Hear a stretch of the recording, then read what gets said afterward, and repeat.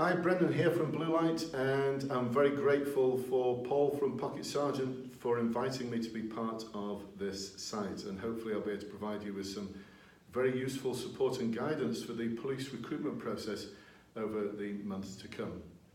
So, what I've been doing over the past 5 or 6 years is supporting people through the police recruitment process.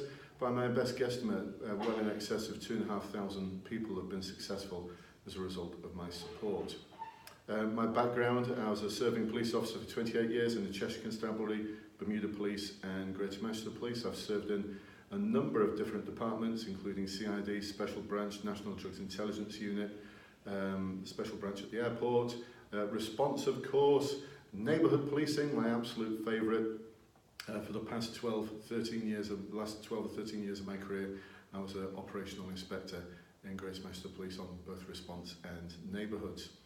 But before that, I was in training, so I spent a lot of time involved nationally and regionally around assessment systems and evaluation systems. Went back to university, studied for a Masters in Education, where I focused on personnel evaluation systems. So I guess that's where my expertise comes from in terms of coaching and supporting people through the police recruitment process.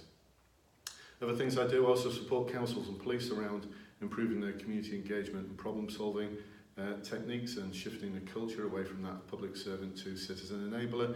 I get to speak at conferences on those subjects, and I'm also a College of Policing associate in their organisational development unit and on the International Advisory Board for a big European project called Unity, which is looking to improve the relationship between citizens and the police right across Europe, so that's really interesting stuff. And helps link in with the sort of things that you need to be tuned into for the police recruitment process. So what I'm going to be doing over the next several months is help guide you through the police recruitment process for those of you who are hoping to be a police officer, special officer, special constabulary officer or PCSO, or indeed in any role within the police service. So covering several different areas. One, actually preparing for the role. Some would think simply joining the special constabulary would be your foot in the door. Well, I'm not sure anymore. I think you'd be better off joining a homeless charity and helping people who are homeless and vulnerable. It's probably going to give you more skills and experience and evidence for the assessment and recruitment process. From there, looking at the application process. Now, a lot of forces have moved away from the national application form. Forces like Greater Manchester Police now just want you to answer 2 500-word questions. First of all, why do you want to be a police officer? And secondly, what have you done to support the communities of Greater Manchester? Hence why I'm pushing people now more towards getting involved in charities and community work as opposed to joining the Special Constabulary as a way into the police service. Then comes the assessment centre, about to change, so it's being piloted in the Met Police at the moment, a brand new version of the assessment centre, using the competency and values framework as opposed to the old competencies. But a lot of forces will still retain the old assessment centre, the one from September 2015. All Home Office forces have got to utilise the assessment centre from the College of Policing. I won't give you the answers and I won't tell you exactly what to say and what to do, but what I will do is provide you with structured techniques to be able to ace the assessment centre.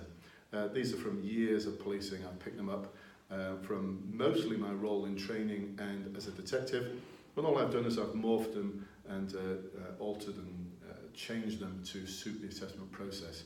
So for those of you who are serving, things like CUDSA, TEDPI, 5WH, DWT triangle, and various things pinched and borrowed with pride from the peace process. Just some examples of the sort of models and techniques I will show you. And also to help you answer interview questions, many of you will be familiar with the STAR format, situation, task, action, result. I don't like that because I think a lot of people get confused about the difference between task and action. So one of the things we'll be looking at is my SAL methodology, which stands for situation, aim, action, results, and importantly, learning. Now, there's a lot of serving police officers who I've supported now for interviews for specialist positions and promotion boards who have given me feedback that that technique, the SAL methodology, is really effective, especially with the little subheadings that I include in each one of them. I think the only reason they call it the STAR method for answering interview questions is because it spells a word, whereas SAL sounds like it's something from Star Trek.